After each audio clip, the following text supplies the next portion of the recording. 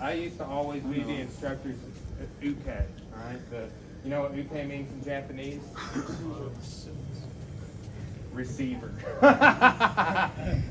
Yes, right? So, tori, Japanese means attacker, uke, receiver, right?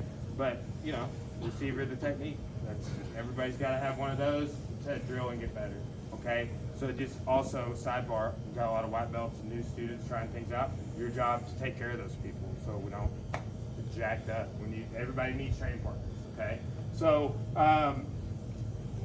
let's first get off of this idea of escaping the back, okay? You've got a body lock from the back here, around my waist, hands together. I want to put a little weight into him, right? And I also want to be moving this over to my hip as I drop that weight back. I'm going to scoop that Kimura grip as I step in here, okay?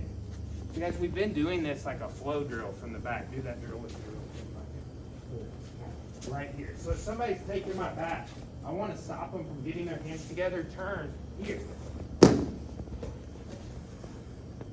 Step over the head. More from side control. And that's the finish I want to do right now, okay? So we're doing takedown to submission. Here, look, if it's in the middle, I need to get his grip over to my hip. Okay, here. All right, that's pushing his grip towards my hip as I sit my weight forward here. So my foot comes in here and then I hook and I flick. Come up here. Keep your hip off the mat. If my hip's on the mat, he can just sit up. All right, which is not that big of a deal. I can still no-gear you, roll you, and break your arm if you sit up. Sit up. All the way up. Keep coming up to your knees if you can.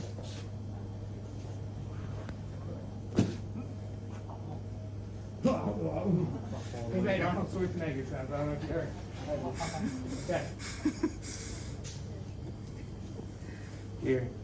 Push it there. Pop in. Come up. Kimura. Or Urigarami. That would be the Japanese term for that. Does that make sense? Anybody need to see it again? One more time. It's actually Gaiaku Urigarami. Kimura is the Japanese surname. That's like the guy they named the move after. Right here. Boom.